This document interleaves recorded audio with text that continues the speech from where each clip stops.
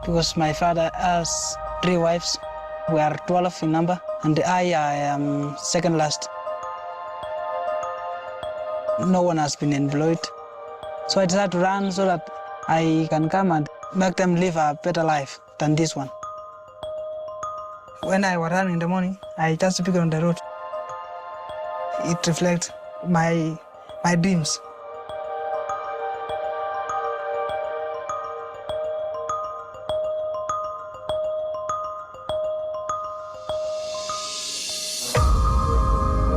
Wesley Kiptoo of Iowa State is on meet record pace. Again, Wesley Kiptoo, your individual champion. I mean, when you look at Kiptoo, he has almost a different pressure. My family, every time I run, they give me that morale that one day we will succeed. Wesley has decided to forego the remainder of his NCAA eligibility and turn professional by signing with Hoka's NAZ Elite. Now, it's time for a new chapter in his career.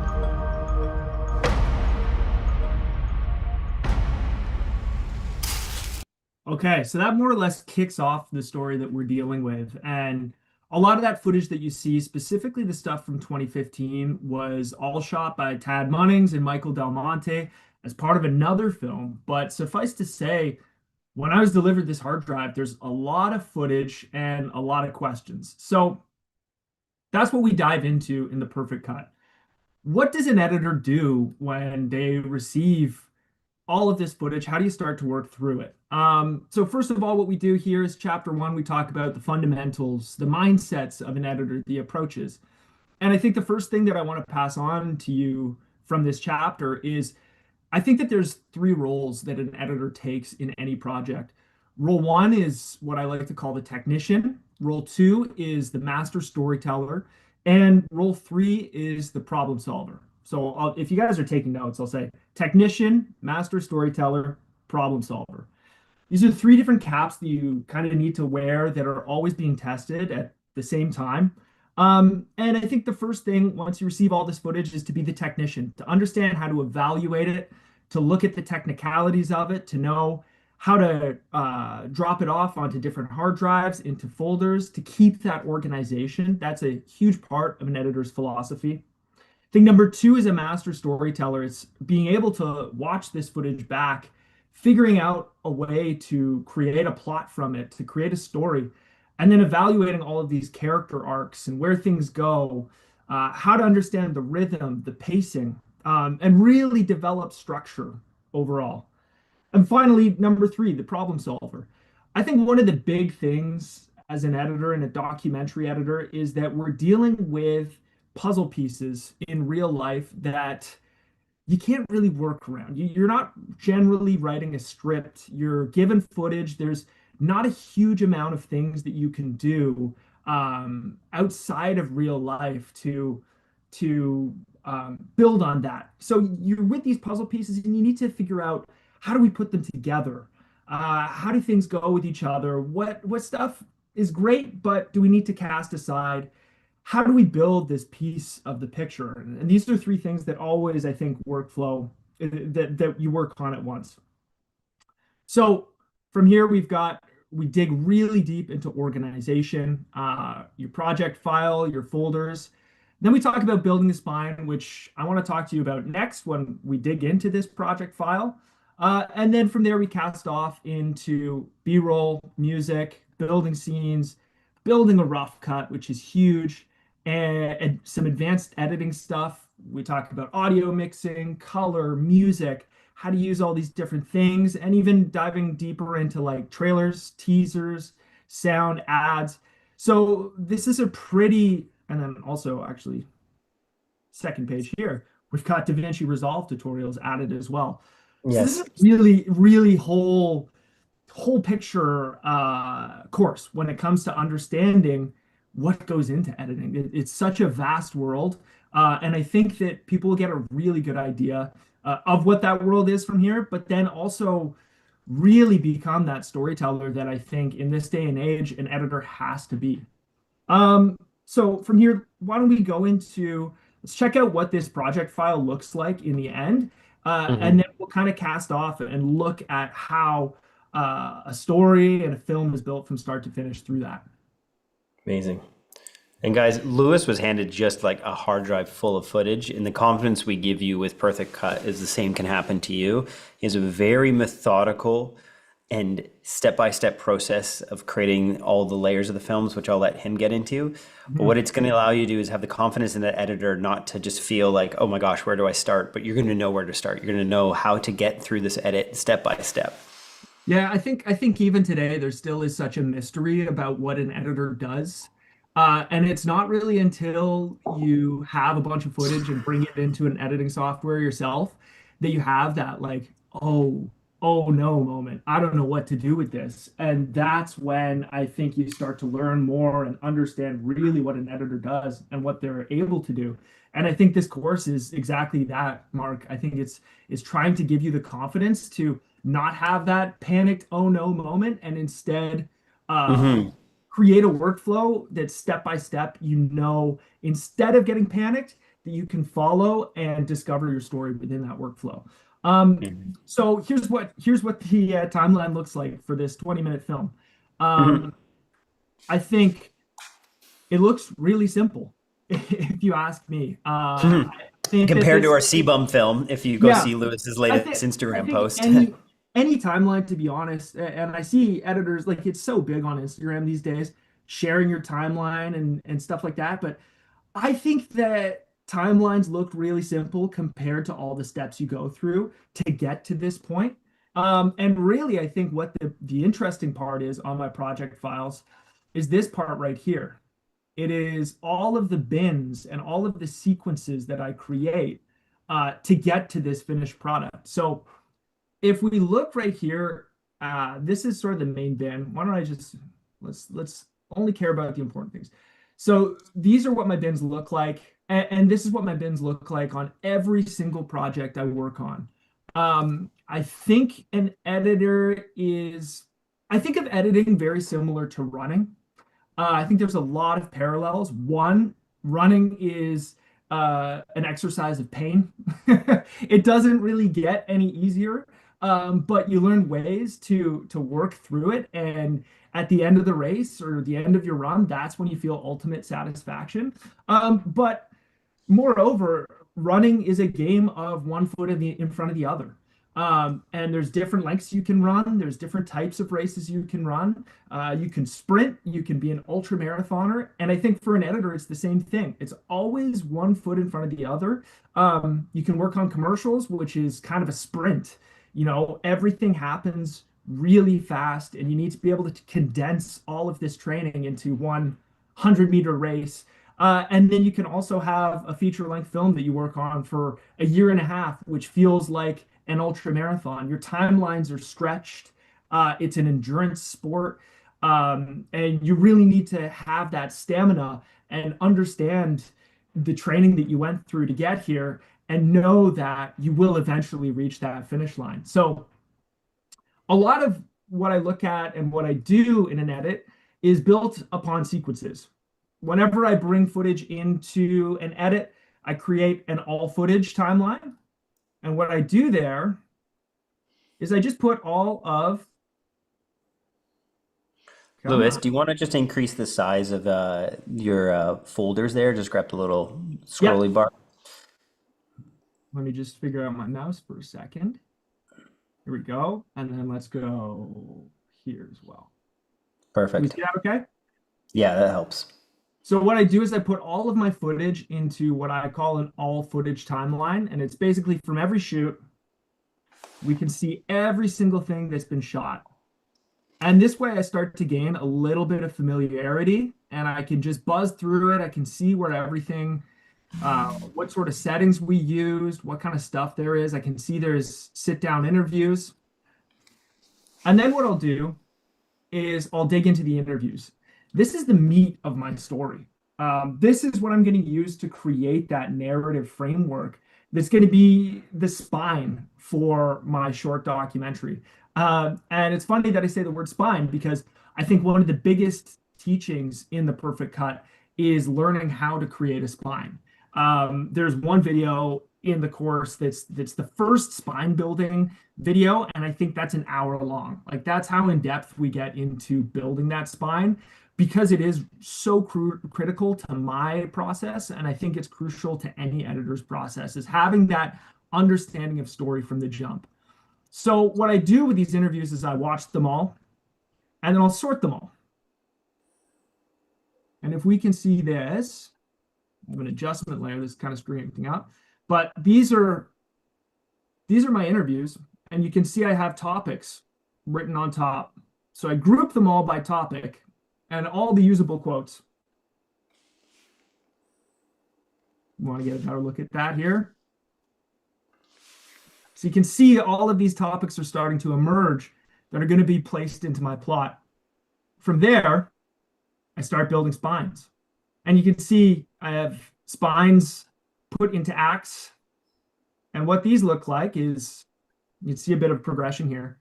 I just take interview quotes from the topics and start placing them on a timeline and start to organize. And in my head, I'm starting to build that plot. I'm starting to ideate. I'm starting to think about what kind of B-roll I need to use, where things are fitting. And this is just such a fundamental part of any edit. Let's take a look here. Spine 1, spine 2. You can see I'm removing some things. I'm changing the organization around. Tons of things are being removed by spine 3. Spine 4 here, it's starting to kind of look like something. We've got a little bit of music laid down. These quotes really chopped up. And Lewis, yep. Can you give a quick, maybe you are, but can you give a quick glimpse into what you're cutting out from each one of these spines? I know you go into each of these steps in the course. So of course we can't get into the full lessons, but yep. You're kind of, what is the difference between each one of these spines? The difference is, so this is spine 1, for example. This is a spine in its infancy, we'll call it. And let me just open this up a little bit more so we can see. I gotta say too, Lewis, you have edited a film that has nearly 1 million views with yep. simply the ugliest interview shot we've seen in the history. This is Still to this day, I won't name the cinematographers who are the culprits of this, but they should go straight to jail.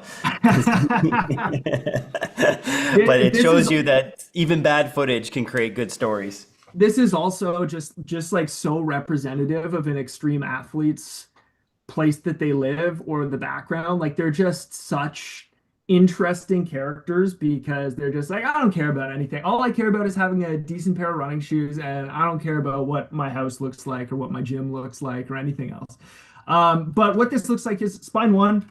These are just really like big cuts. I'm not even really removing ums and ahs. I'm just getting a sense for what he's saying.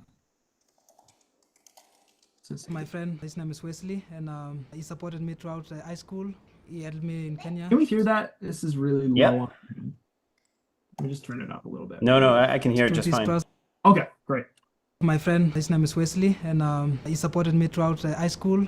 He had me in Kenya through this process of coming to America, getting the scholarship. Going to school and running was the main opportunity for me to come to the States. Getting to America was kind of different, like the way I was expecting things. Winter time, it was getting cold, and different people over here, with like different culture. So it's like not really usable in a final documentary, but you're starting to understand what I was thinking, grouping those things together. Okay, so he's talking about how he arrived in America. He's mentioning some names. It's not all that well cut. It's just really big blocks. And then by spine 5, what I'm doing effectively when I'm editing is I'm going through these blocks. I'm taking parts of information. I'm wondering, what can I lose while keeping the heart of this topic that I want to hit for some reason? And effectively, I'm listening to the same thing over and over and over and over again. And while I'm doing that, I'm starting to imagine things, how it could look in the finished edit. But I'm also thinking, is this the most efficient way to share this element of the story? How are other ways I can tell it? Is this even working? And by Spine 5, I think actually that section of dialogue was lost. Let's see. I think this is going to be something different, but let's see how this evolves over time. My friend, his name is Wesley. He supported me throughout high school. He helped me in Kenya through this process of coming to America, getting the scholarship. I left to America in 2018. I haven't been back since I left. I've been like sitting down, reflecting the old days of me, like just, 5 years ago, and just seeing things that I couldn't believe it could happen. Okay, so we lost all of these quotes in the final edit, but you can really see how an editor's imagination is starting to take hold here. We're boiling down the quote to its most important. We're adding some music. When you're watching that, you're thinking, what can our visuals be? And we're starting to understand like some beats in the edit. We're getting this moment of like sort of drum boom in the music.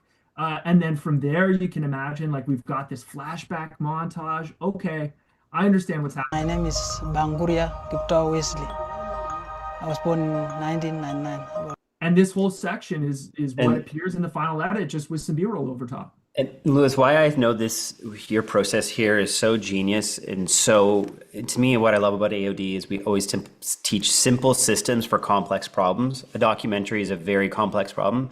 I have literally been on the CBUM edit with you, and we've been going through our spines, and eventually we get to the moment where we cut too much of the film out, because the game Louis and I are trying to play is what is the most efficient and least amount of talking to get to our story. And there's moments where we cut out too much.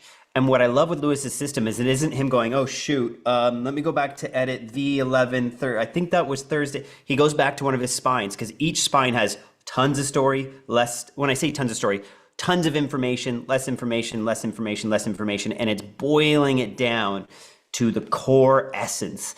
And this is where I know when Lewis makes a film, it is to sometimes to my chagrin, is so efficient in telling the story that we're like, yeah, let's add some more back in. But what I love about it, Lewis, is we're never lost about what we need to add back in, because Lewis immediately goes, oh, that's going to be in the spine previous that we cut out the section about his health crisis. So let's go up one spine, we'll find that quote, and we'll put it back down, rather than playing this silly game of being an edit V37 2.0, no audio, no music. It's like you have a very simple system, and I've never seen, and I mean this, been working with Lewis now for years, but been stuck in an edit suite with him for 2 years. I've never seen him lost looking for a clip. He goes through this whole process, and it's been so cool to be living inside this course, The Perfect Cut, while we make this feature film together. That's been a very challenging one, because we started at 3 episodes and decided to make it a feature film. So we had some spines. We really had some spines. Yeah, and I think it's really, really important for editors to watch all of the footage and know the footage intimately.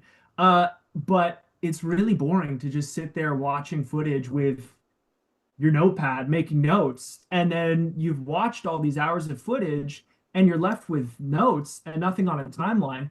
And I think this method that I use on every single thing I edit is great, because you're watching, but you're also organizing, you're sorting. You end up with all of these different spines so that, one, you know the footage better than anybody else.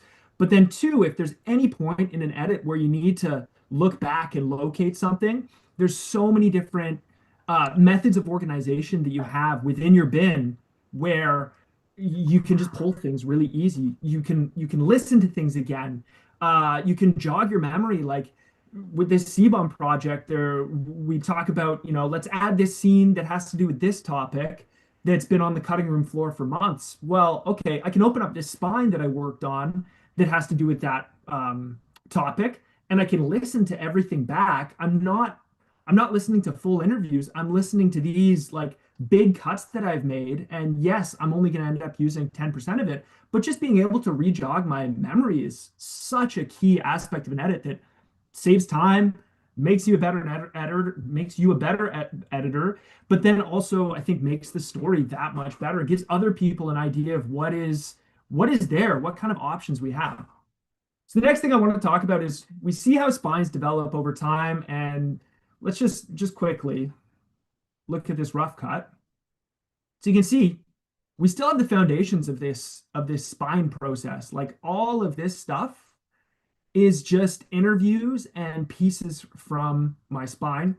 And all of this on top is B-roll, it's scenes. And I kind of hate using the word B-roll because I think automatically people think B-roll is just wallpaper and it doesn't matter what you put over top of it. But when I say B-roll, I mean these are scenes that we've developed with footage where maybe Wesley isn't talking. But these are key elements of scene building that we also do talk about on the course. But it's not just wallpaper. I want to stress that right now. Nothing could be more, anyways, I could rant about that, Lewis, that people just throw whatever they can over interviews, and it's every shot needs to be telling the story. Ask yourself, what does this say to the audience? If it's not communicating what your story is, then get it out. And Nothing so can be random. I think the next point I want to make, though, is that there's really important moments early in an edit when you're watching footage where you watch something and it grips you and you feel that emotion. And I think this spine editing is really good for finding the plot, but I want to stress that plot is different from story. Plot is your mechanics. It's how you achieve places. It's your turning point in Act 1, your turning point in Act 2. Story is very different. It's the emotional quality of your film. It's your character arcs. It's maybe how your climax makes you feel. It's these overall broad brushes and rhythm that I don't think are part and parcel with plot. I think they're very often in conflict with each other. And so while I'm going through all of this different footage, I come across this clip. And this clip, it hasn't changed much at all from, I think, our first rough cut to anything else. But this is a moment in the film that is my favorite moment in the film by far.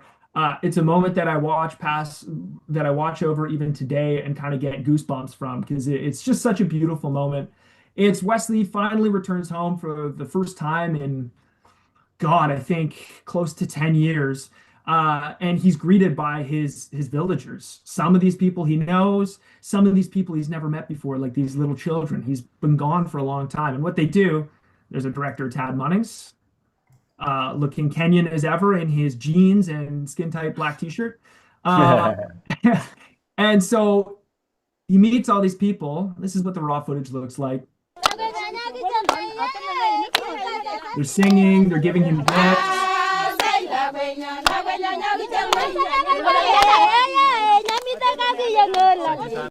And then they walk up this hill to the village. Wesley's got his big water bottle, but this whole time they're singing. And they bring him to the village square, and at the village square, they take his backpack from him. And this is just an uncut 6-minute long clip. And at this moment, I'm thinking, how do we use this in the film? Because this is really good. It's just single camera action. And then this moment happens. Wesley is so overcome with emotion.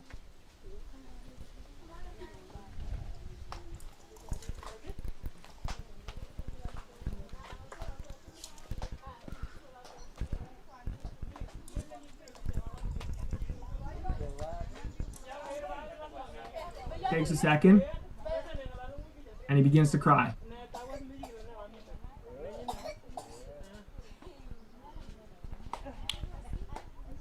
Which for a non-emotional character like Wesley is a big moment. This is a big moment, but also how silent it gets when he's crying was really interesting to me. And just seeing this emotional display and this moment of happiness 1 minute prior to this moment, wondering what's going on in his head, all these different conflicting emotions, just moved me.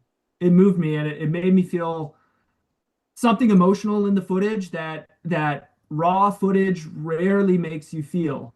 But as soon as I saw that, I knew that we had an emotional moment in the story and that we could build the story to this moment and jump off this moment. We are learning something new about the character. We're feeling something in the film. And I think that that's a really important part of an editor's toolkit is locating that emotion in your story and being able to build to it and build off of it. And I think that's the most important part of this film is that we build to this emotional moment really nicely.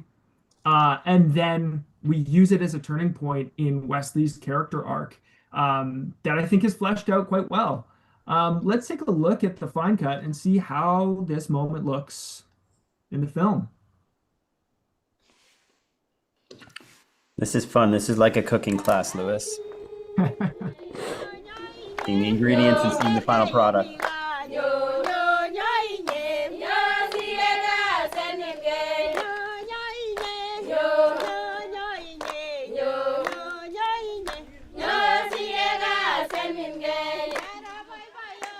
So I loved the singing. And if we remember the raw clip, how quiet it sounded, I thought this singing, just from watching Wesley and wondering what's going on in his head, I just thought about that song and celebration reverberating through his head. So what I actually ended up doing is, if we remember the clip, it gets really, really quiet. There's nothing much going on outside. I actually ended up looping that song down below here in the audio. So this is clearly, you hear it going, and then the loop is going to kick in here.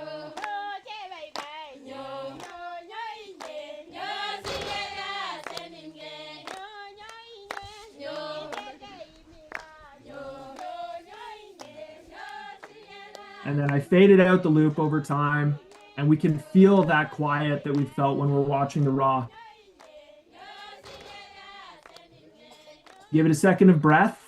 Let's understand what's happening here. And then let's build on that emotion. Let's add some music into it.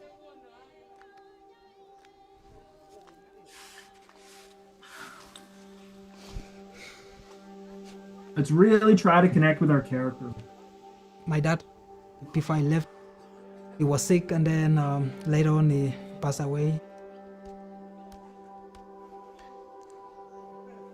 It was a big loss for me.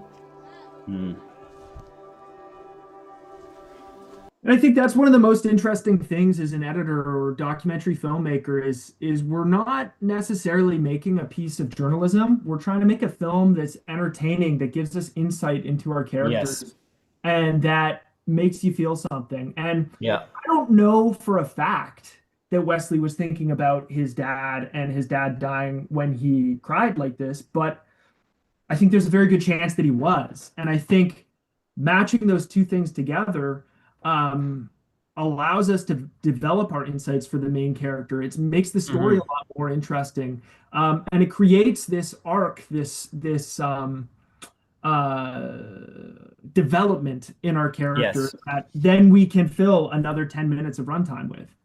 So that's really important. That comes from having a workflow. It comes from watching your footage, and it comes from just understanding where.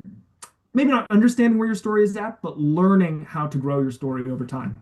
I'll just say what I appreciate, what you'll see in the course, guys, for those of you joining this is a glimpse into what Lewis teaches across the Perfect Cut, is you'll see him in real time doing this. Sometimes editors will show you their timeline, then talk backwards like there was a system to get there, but sometimes it's just luck. You'll actually see the step-by-step process that's going to allow you to identify these moments in your edit. That's going to identify the language that can embrace those moments. And it's going to simply you're going to be able to start connecting the dots and knowing where to place these down, because you're going to be slowly and surely working through your spines to get to these moments. And it's really cool watching Lewis embrace this system that still fully, as you can see, allows him full creativity of when to bring moments in, but it's bringing clarity of what to use. And that's what's really cool with your process, Lewis. Yep. And it's, we're talking about this in less than an hour's worth of time, and we're seeing how I went from from raw footage straight to the fine cut, and it all looks really simple. But I think the beauty of the course is you see me wrestle with this clip and this moment, and me change around what scenes come before it, what scenes come after it, and it took a long time to really figure out where this should be placed in the film. I think sticky notes, cue cards, whatever, are a really good exercise, and that was a really fun video for me to talk about, where I have every single scene on all these different cue cards, and I'm wondering how we can get to this point, and I'm talking through each scene, talking about this is what we learned in this scene. This is how we can transition to this scene. This is what sets up this moment a lot better. And I think you get to see a lot of people, think that an edit is just as soon as you watch the footage, you go, bang, that's it, eureka, I know it. But there is a lot of uncertainty in an edit and a lot of, messing with things, changing the structure, changing the organization to get to this point that we now see in the fine cut. And yeah, I think the last point I would say is getting from rough cut to a fine cut. What does that entail? And I think once you reach a fine cut or a rough cut, let's take a look just at a rough cut here. You know what I appreciate too about your organization, Lewis, is you haven't worked on this film for a couple of years and everything still links. That shows how good you're organized. It all still links, and because my workflow is the same on every project, I know more or less what my bin structure is going to look like. If you ask me to find a certain part of something Wesley might have talked about, I could locate it like that. And I haven't been in this project in 3 years, really. Yeah. So here we have a rough cut. It doesn't, from just the outset, doesn't look radically different from what our fine cut timeline looked like. What are you doing when you're going from rough cut to fine cut? And I think the two things that you're thinking about are macro beats and micro beats, is what I call them in the course. Macro beats are your big picture things. It's, does this scene fit here? Does this story develop better if we throw this scene here? What's our act structure looking like? It's these big picture things that when you're going from rough cut 1 to say rough cut 6, that's what's dominating your conversation. And that's what's dominating your notes. And I think understanding that that's the things that you need to focus on at that point is really fundamental, and we walk through those steps. When you're going from rough cut to fine cut, that's where micro beats dominate a lot of your notes. And that's thinking about things like, is the tone hitting? Do we like this shot or do we like this other shot better? What about the shot that we're using to transition from this scene to that scene?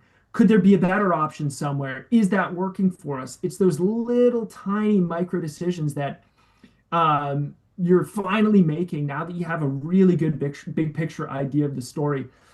And I think that that's where I see a lot of editors kind of get lost, especially on bigger projects, is they're making these micro decisions right at the start, and they're worrying too much about tone or style or, how does the color look right from the start. And I think boiling that into, putting that into our workflow and putting that last is going to make sure that when we're making those decisions, we can make the right decisions. And we don't need to waste a ton of time up front worrying about those decisions on scenes that are going to end up being cut. So I think that's more or less how you see a film being made from start to finish, what it looks like in an editor's timeline. Happy to open up things to questions if we want to talk about something, if we want to just ask something outside of this. We'll get into some. There's some questions. I'll jump back and forth between YouTube and this, Lewis, to see what questions are coming in. So if people are on the YouTube live stream, I'll just quickly say, guys, what's so cool with the Perfect Cut course is it's kind of like Inception. It's a documentary essentially about a documentary being made. There's 75 videos in it. They go in, some of those videos are about making your transition from Premiere to Resolve. But what Lewis is going to do is take you through the step-by-step process like you've been seeing today for your documentary, and goes into details and actually explains. You're going to watch him in real time making this film going, you know what? I don't need this sentence, but here's why I don't need that sentence from this character. I'm actually going to use this quote. You're going to gain valuable insights. It's like going to be sitting in the edit suite watching someone who's a master of the craft, who's done over 5 feature-length documentaries, and who's working through this footage, having never seen a script about it, and is actually finding the best story about it. So this is the Perfect Cut course. Our sale ends actually in 18 minutes for our early bird rate. So if you want to jump in now, you can go over to theartofdocumentary.com. All of our courses are on sale right now. We have 7 courses. And as you add more courses into your shopping cart, the discounts increase. So this is the best time to get into the Perfect Cut because the prices go up to full price actually in 18 minutes here at 2 p.m. Eastern. But let's get into some questions here. First one's from Lou. How do you estimate... Oh, it just jumped down. Thank you, Zoom. how do you estimate the time of a project like this would take you? How do you estimate struggling with the footage and trying things out? I think honestly that's the beauty of having a workflow that you can break down into step by step by step by step. Because once you gain an understanding of how long each step takes, that's how you gain a bigger picture of how the overall film will take. So, for example, if I'm working on, let's say I'm working on a branded short documentary, I know roughly how much footage is being shot. I know how many hours of footage I need to comb through. I can say, okay, I need probably 3 days to build a really good spine. I need maybe 2 days to put B-roll on top of that and create an assembly edit. Okay, so there's a week. And then I know roughly how long it's going to take to go from to a rough cut and then to a fine cut. So I think what's really helpful is having a workflow that you can break down into day by day versus just saying, oh, you want a 20-minute film? That's going to take 6 weeks. Like there's no way of being able to know in that sense. It's breaking things down a lot. And I mean, it's also the questions up front of how much footage did you shoot? How much footage am I going to have to watch? How many days did you take to shoot? And how long do you estimate the duration of the project is going to be? Those are also really, really important questions to ask up front.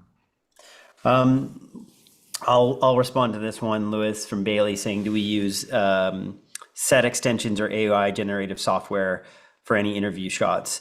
I mean, yeah, a set extension for an interview shot, sure. That to me is just like what you'd be doing in post to clean up something. But AI generative to extend a shot, I haven't seen, unless Lewis is not telling me anything, I haven't seen him do that at this time.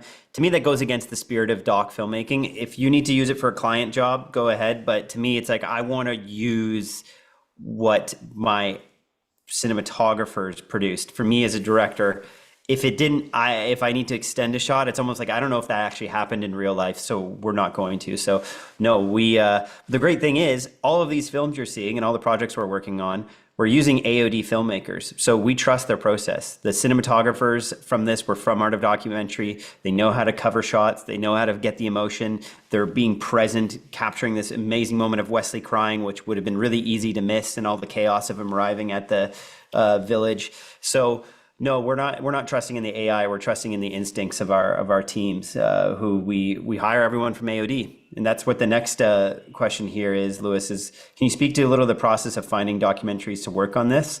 I mean, my quick thing is get into AOD. There's plenty of people who need editors. That's branding yourself as an editor. Going through a course like this will help you stand out. Mm-hmm. Yeah, and I think editing is a really interesting craft where it's a relationship craft. Like I don't think for editors it really works cold calling or cold emailing people and just out of the blue saying, here's my portfolio, like this is it. I think editors work so closely with other elements of their crew, whether that be directors, writers, that you develop these really tight relationships. And really where you get your next project from is from word of mouth. And somebody coming to you saying, hey, I'm looking for an editor. I talked to so-and-so who you worked with, and let's chat. That's kind of the best way. I think there's relationships that you can build over time, and say a director who's working on projects that you really enjoy and hitting them up out of the blue and working on that for a long time can build a relationship where then you get to work together. But it's very rare that you email Hoka and say, hey, I'm an editor. Do you have any short docs? And they immediately say, yeah, sure. Yeah, we've got 3. And I think it's this too, is sometimes editors can have the reputation of being a bit ornery. I think it's, I tend to like working with people that have less friction in their creative process. And that's what Lewis demonstrated. And Lewis started off with us, you guys, he was editing our YouTube videos. He was editing our reels. And we gave him a chance on No Country is an Island to help edit some of that. And we're like, wow, this guy cares about this work. He's in the office. He's doing the sticky notes that we're talking about in our Documentary Foundations course. You and I were passing scenes back and forth, and you were okay being one of 3 editors on that project. And it was step by step. And then you earn that trust. And then Mike gives you Clear Sky. And then we work with you on Nike's Big Bet. And these films are getting seen around the world. So it's step by step, but I think the core thing there is being easy to work with and also being reliable. And you've created this process, Lewis, that we teach in Perfect Cut so that I know when I hand Lewis a film, it's going to get finished. He doesn't complain about it. He doesn't make excuses. It gets done. But that's because he has a process to know that he's going to at least show us, here's the best edit with the footage you have. And so then like we've discovered in the film, on the CBUM film, we've been like, oh, we got to go actually shoot some new stuff. And I think that's also a really great segue into a point that I wanted to make and totally forgot to make. But I think an editor's sort of secret sauce is their workflow and how they take footage from ingest to export. And you saw what my workflow is there. But that workflow took years and years of me fiddling with it, thinking, okay, it's better if I do it this way and that way. Let's sequence things this way. And I didn't work on this workflow just through documentary films. This workflow is perfected through corporate videos, through commercials, through work that I have perhaps forgotten about on purpose because nobody wants to see the final edit. But I think every time you touch your keyboard and you open up your editing software, there's a real opportunity to improve as an editor and figure out ways and methods to become better and tell better stories. And then when the time comes when you're offered to help out on No Country is an Island, you have a workflow, you have things in place that can really add to a production and add to a story. Yep. The next question here, this is actually a really great one, is taking courses on being an editor. How do you protect your style and voice while hearing others' process? I have some thoughts on that, but I would love to hear yours, Lewis, first. I think first of all, I think I say this in the Perfect Cut several times, but this is my workflow. If you have ideas that you think are better, I will not be hurt. Use whatever you think works for you and for your brain. And I think for an editor, it's like, I think a lot of editing is having opinions and being opinionated. And I think how you develop that is watch a lot of movies or watch a lot of things that you want to produce, develop a taste. And I think that will influence your style in a way as well. I also think that, frankly, it's a real question of, is there even a style in editing? Do people have style? I've had people comment and say, like, I watched several of your documentaries that all have to do with different things. And, you know, your voice or the way that it's structured really reminded me of you and of your editing. And I'm like, I'm lost. I'm like, I don't know what those elements could be. I don't really know what my style or what my voice is in an edit. I think it just kind of naturally comes out over time. And certainly there are some editors that do certain things, certain transitions, certain shots, whatever, effects, that is key to their voice. But I don't know. I've never really been as thoughtful about my voice as that. So I think it just comes over time. Comes with taste. Your voice comes through taste. Some people, like a Wes Anderson, are so intentional. Everything's shot in the middle and shot in a way that characters push their body towards the camera. You know, they're never turning away. But then it's you'll start to recognize your taste, and that becomes your style. And I think it's very important to lean into that, because that's part and parcel of your voice as a filmmaker. And we talk all about finding your voice in our advanced documentary course, go through that process of using your lived experience and your perspectives on the world and that worldview, injecting that into your style. And that's what's so fun about a documentary, like Lewis said, is we're not here to break the ethics of journalism, but we're not here to make news pieces. We're here to tell stories through art. And that's what's so great. Is the biggest mistake we see with so many filmmakers coming in is they just make book reports with video footage. It's just information after another, and there's no storytelling. But that's the whole process we teach in AOD. Allison's asking, what's one thing you wish you knew when you started editing? I said I wish I would have bought Perfect Cut. But no, what's one thing you wish you would know when you had started off, Lewis? That's such a good question that I've one thing? Because it's never thing. thought about in my life. What's one thing you wish you knew when you first started editing? Maybe DaVinci Resolve, so you wouldn't eventually have to make that painful transition. No, you know what? I actually Premiere just launched Premiere Beta this morning, which has very DaVinci Resolve like color panels. I have Ooh, no idea if it's going to work or if it's going to crash upon installation, but we'll see. I have hope. Um, I don't know. I think when everybody starts in film and filmmaking, they're like, I have to be a filmmaker, so I have to be obsessed with this. I have to watch as many movies as I can. I have to do everything, and I think I did fall victim to that in some ways. And I think editing is a very taxing job that you spend a lot of time and energy inside of an edit suite. So I think the one thing that I guess I learned was that to develop a life outside of the edit suite and to have hobbies and things that can kind of center you in your life where, if I spend 10 hours in an editing suite, there's nothing better than going outside and going on a run for an hour. And I think that that's sometimes the best things that you can do for an edit is to stop thinking about the edit and enjoy the outdoors and move your body. And that's when you really get those aha moments out of nowhere. So maybe that's amazing. So I'm just looking over on our Instagram or sort of YouTube, and someone's asking, how do I find more creative partners? Guys, in Art of Documentary, we literally PayPal you money to meet up with other AOD filmmakers. We believe that if it's so much in the power of community, with 3 or more AOD members gathered, there will be drinks on us. So you can reach out to us if you're meeting with other AOD people in your city. That's what we do at the beginning of all our monthly calls. We say, hey, put your city, let us know where you're from. And immediately we've heard of complete films being made just from people meeting each other on our Zoom calls, never mind just our Facebook community and those. And then we also have a Discord where you can find people in your specific city. So there's many ways to connect. I know that's a big pain point. That's something we look to solve inside AOD editing can be lonely. You can be stuck in your own room. Making films can be lonely when you're doing it all on your own.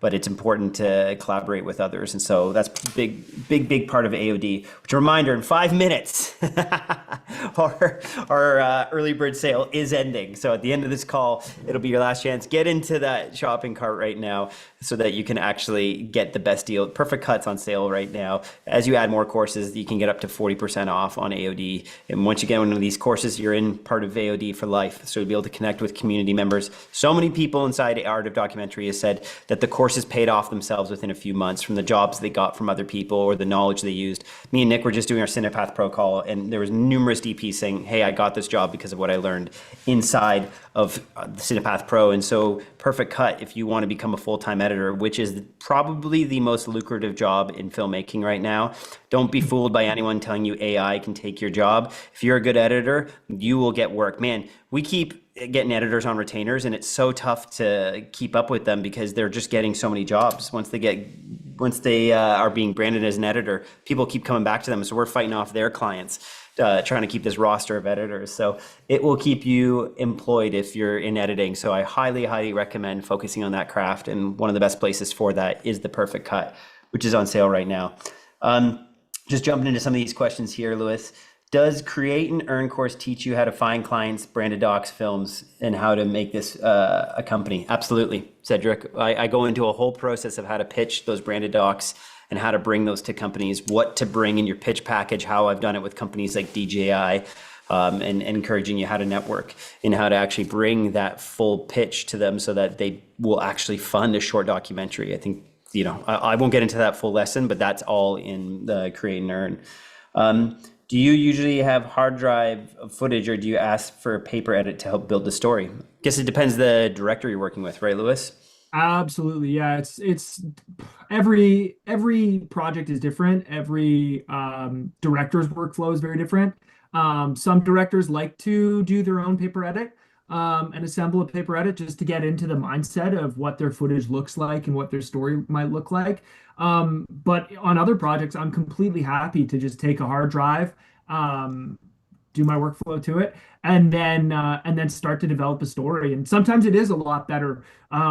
Tad, for example, on Long Run Home, had been involved with that story for so damn long that I think it was really important for him to just give me a hard drive and sort of stay out of it. And then when I showed him the first assembly and the first rough cuts, he was like, whoa, this is okay. You flipped some things on their head that I didn't expect them. These were my mindsets when I filmed this scene, and this is how we can build on that. And I don't know if he didn't have that space to breathe in between those two critical moments. I don't know what his reflections or his thoughts would be. So it's whatever you think, whatever the director thinks is usually the best way to get to that story. Yeah, yeah.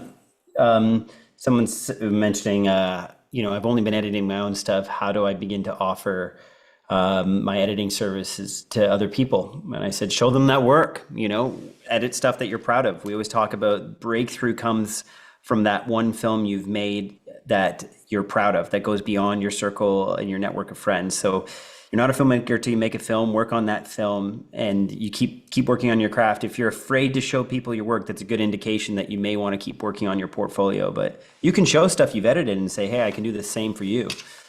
Also, people hate editing. People are so afraid of editing, and they hate it. And they're like, I don't even want to touch this if I need to.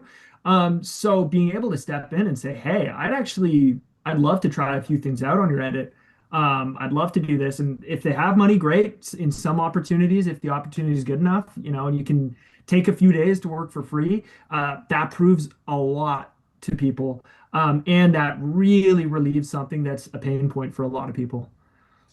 Yeah, guys, in 1 minute, our early bird sale ends. But if you're on this call and the shopping cart closes down the sale, email us since you're on this. You can let them know you're on the Perfect Cut call and you want that sale to extend. And we'll make sure you get into that. But that's ending in 1 minute, essentially. These are the best prices that you'll get on the AOD courses because our courses are going back to full price. And then our doors shut next week. And you can get into the Perfect Cut with Lewis. And we're always updating our courses, adding in new content and moving through all the projects and what we're learning in real time. Let me just get to a few more questions before we jump out here, Lewis. This has been so helpful. We always appreciate your time and always appreciate collaborating with you. Just looking at these, how do you manage crazy levels of storage? That's a great question. How are you managing all the storage, Lewis, on your project? It's different for every project, really. Like I kind of keep my old projects. Whenever I'm finished them, I'll export really good version of it and put it on a hard drive just to store my own projects. But generally, I'm working on projects that have at least several terabytes of footage. So usually from the outset, production will buy a couple big hard drives, and we'll have our working hard drive and our backup hard drive. So project to project mostly. This green thing is literally just that green thing is just filled with hard drives from past projects that I've kept there. And I've been meaning to invest in a network attached storage or even a DAS. But then this CBRUM project I've been working on for a year and a half kind of came with direct access storage from Calvin. So I've been working off that. It's really up and down, but tons of different hard drives. I got a big NAS here. I have a DAS, there's network attached storage or direct attached storage. I've kind of done the hack where I have a direct attached storage hard drive, which is just a big RAID. It's like 180 terabytes. And then I have that attached to Strata, which is a piece of software. And then my editors, I just dump it onto that hard drive, onto that RAID, and they use their Strata portal, and they're essentially looking at my RAID just through an online portal, and they can just drag the files off my RAID. So it works exactly like it would with a network. I know there's limitations to how much data they can download each month, so we're sometimes navigating that, but that's been the easiest thing for us to do in the interim. And honestly, get into proxies. Just get into proxies. Your projects will not crash. Your software will love it. Get into proxies, and then when you go to color, you can go into the full color correction. That's also a great suggestion by Jesse in the comments saying project hard drives and dumping backups into a big drive that backs up to Backblaze. Backblaze is fantastic for archiving things in the cloud. Yes, that's what I have too, is Backblaze Exactly. If you keep your hard drive connected to, or your computer connected to the internet, it'll back it up, and that's what we've been doing. Amazing, guys. Now is your last chance to get the early bird sale. They probably just messaging the team saying this call's wrapping up right now, so just extend it a couple minutes. But this is your last chance to get our best price possible for any of the courses, including Perfect Cut, which you'll get to see the entire process step by step of how Lewis edited that feature. If you were on this call or if you're on the YouTube live, scroll it back and you get to see Lewis will give you his quick version of how you edit a documentary, going through all that process, showing you how you use the spine edits, how you don't have to. What I like too is Lewis is confident in the room, and it makes you feel like, oh yeah, I want to work with this guy again. Because when you say, hey, where was that one shot? He's not going, I don't know, let me look. Which day was it? Was it day 63? Where were we that day? Were we at, you go through the whole mental being like, what day was it, this country or this? And then you go to your iPhone and look at the schedule. No, Lewis goes, oh yeah, no, that would be in the B-roll spine for this character. And since that's something we don't have in the edit right now, it's going to be in the last spine of that. So you'll just, boom, here it is. Is this shot you're talking about? Like, yeah, that's the shot I'm talking about. So it's a beautiful process to be confident. And you said something earlier, Lewis, and I want everyone to think about this. One of my business mentors told me the two best ways to build a business is either do something for people that scares them or do something that's annoying. I would say the two jobs I'm always going to be hiring for is someone to clean my house and someone to do my taxes. Taxes scare me and cleaning my house annoys me. It's an annoying process. It kind of comes down to editing right now. At times, editing a film can be scary and it can also be annoying. So for you as an editor, those are the two most amazing secret weapons in creating a business, is building a business around something that's like, oh, I'm not sure how to do this. Build your business around that, solve that problem for people. Or something that's repetitive and annoying to do, solve that problem for people. That's your secret weapon, is building a business. And if you're a good editor, you're doing both of those things and you will always be hired. And then if you have a voice and some creativity, you're always going to be ahead of AI, because you're always going to be pulling from your lived experience, pulling from your perspectives, pulling from your taste. And you're going to be doing something that CapCut and all this other bullshit can't do for you. So I truly believe in the power of editing. I will not be the person telling you that AI is going to steal your job, because the people who are creating real art want to pull from people's lived experiences, and no piece of software is actually having a lived experience. So that's a lot less interesting. But yes, editing to me is the most resilient part of the filmmaking process these days. And people will still pay very good money. Trust me, editors' rates are only going up. I wish it wasn't the case, but they're only going up. Inflation is hitting us hard. I don't know. Yeah, exactly. Yeah. But amazing. If you guys want to be part of any, if you want to be part of the Art of Documentary community, any one of our courses will get you in there. But right now, when you're bundling the courses, the sale will only go further. You'll get up to 40% off when you're bundling our courses, especially for our all access. And if you do our all access, we'll give you our power grade DaVinci Resolve power grade for free. So that's huge savings there. But thank you, Lewis. Any parting wisdom here? Just get some rest, editing, guys. Keep drinking water.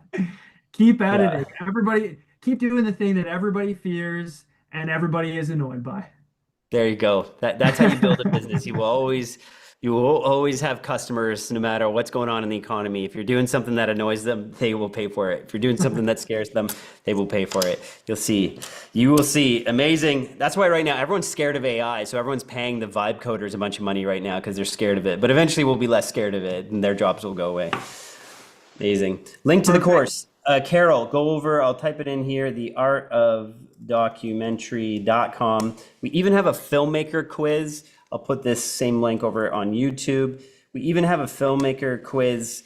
If you're not sure, you're like, wow, there's 7 courses in Art of Documentary, and you're trying to figure out what you want to join. You can do our all access, which will essentially get you some of the courses for free with how much you're getting the discount off the full price. It's like up to 40% off when you bundle all the courses. And then we have a 6 payment plan, so you can just break that up over the next 6 months, and it's not a subscription. So once you're done paying, you have the courses, you get the updates for life. We've been around for 6 years and we've updated all our courses. So you're getting free updates.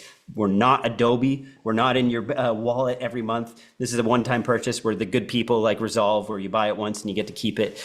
But If you're not sure, you're like, oh, I want to see what courses. We actually have a filmmaker quiz there that will go through and ask you just a couple quick questions about the pain points in your career, and it'll help identify which courses will help you. And all of our courses, again, I was talking about running a good business, is you want to help people with something that scares them or that's annoying. We've done that. Each course has a core problem it's solving. Our documentary foundations is going to help you be a storyteller.